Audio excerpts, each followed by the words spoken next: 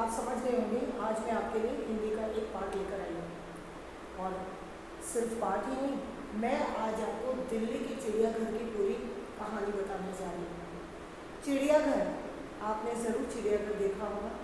इंदौर शहर में बहुत खूबसूरत सा चिड़ियाघर है जहाँ अनगिनत प्रकार के पशु पक्षियों को रखा गया है। लेकिन क्या आपने कभी सोचा है कि चिड़ियाघर क्यों बनाया गया है?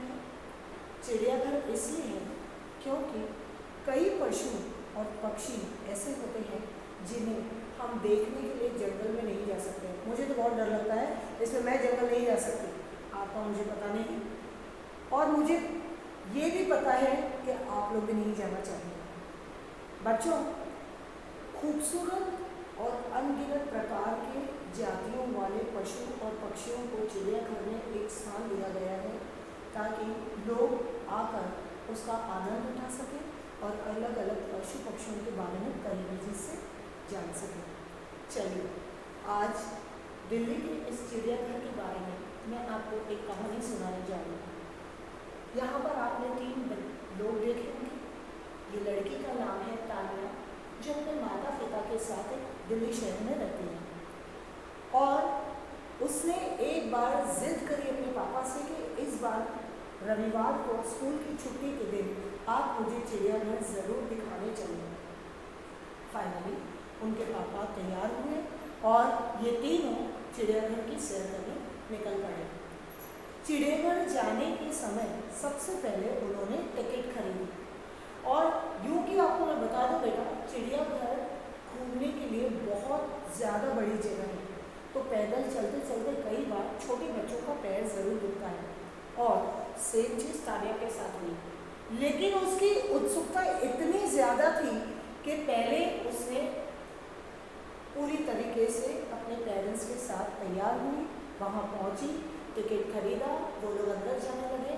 अंदर जाते ही सबसे पहले उन्हें बड़े हरे कलर के ऐसे तोते दिखाई दिए जो आमतौर पे हमें यहाँ नहीं दिखते हैं। तोते डिफरेंट साइज़ के भी होते हैं। यहाँ पर कुछ तोते दिखे होंगे जो यहाँ बैठे हैं, और 2 बड़े बड़े तोते थे जिनको उसने कभी भी इतने बड़े आकार में नहीं देखा था उससे पहले। ठीक आगे जाकर उसने एक छोटा सा तालाब देखा जिसके अंदर मगरमच्छ रखा हुआ था, और जैसे वो मगरमच्छ को देखकर पापा के गोद में जाके तुरंत लिपट पड़ी। क्यों? क्योंकि उसे लगा जैसे मगरमच्छ उस पानी से बाहर आके उसको पकड़ने वाला है, तो उसे थोड़ा सा डर लग गया। लेकिन उसके पापा ने उसे समझाया कि ये प्राणी जो है वो बाहर नहीं आ सकते, क्योंकि उनको रहने का और ऊंचाई गहराई में वो लोगों को रखा गया है, और थोड़ी सी ऊंचाई दी गई है जहाँ से लोग आते जाते उस पशु पक्षियों को देख सकें।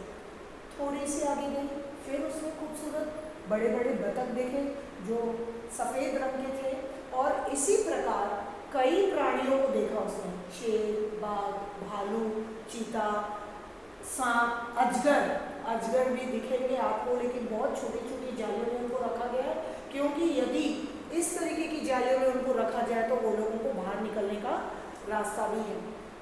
तानिया अपने माता पिता के साथ धीरे धीरे आगे बढ़ती चली गई, और इतनी प्रकार के उसने पशु पक्षियों का आनंद उठाया। वो बहुत खुश हुई।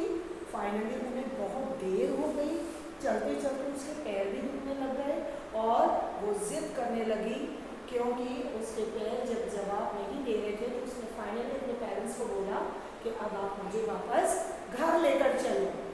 वापसी में जब वो घर की तरफ आए तो उन्होंने देखा कि पास में एक नदी है जहाँ पर लोग बोटिंग कर रहे हैं। आप रीजनल पार्क ज़रूर जाएं बेटा, जैसे ये माहौल खुला कोरोना का, आप ज़रूर जाइएगा और देखिएगा। रीजनल पार्क में भी आपने देखने मिलेगा आपको कि वहाँ पर लोग एक शौकी तौर पे बोटिंग करने जाते हैं। यदि अगर आपने ओंकारेश्वर गए होंगे तो आपको ये भी देखने मिला होगा कि एक किनारे से दूसरे किनारे तक जाने के लिए आपको बोट की ज़रूरत पड़ती है। ठीक उसी समान यहाँ पर भी उसने देखा कि कई लोग वहाँ की नदी में बोटिंग कर रहे थे, और तानिया इतनी थक चुकी थी कि उसे अपनी मम्मी को फाइनली उसको गोद में उठाना ही पड़ा, और वो गोद में ही उसकी मम्मी के थक कर सो गई। और फिर धीरे से वो लोग अपने पूरी चीज़ों का आनंद उठाते हुए अपने अपने घर चले गए। बेटा मैं इसमें ये सब जानना चाह रही हूँ कि चिड़ियाघर आप ज़रूर जाइएगा, ज़रूर उसका आनंद उठाइएगा और अपने शब्दों में कॉपी के अंदर ये ज़रूर लिखकर मुझे बताइएगा जब भी हम स्कूल में मिले कि आपने चिड़ियाघर में क्या क्या देखा। तब तक के लिए धन्यवाद।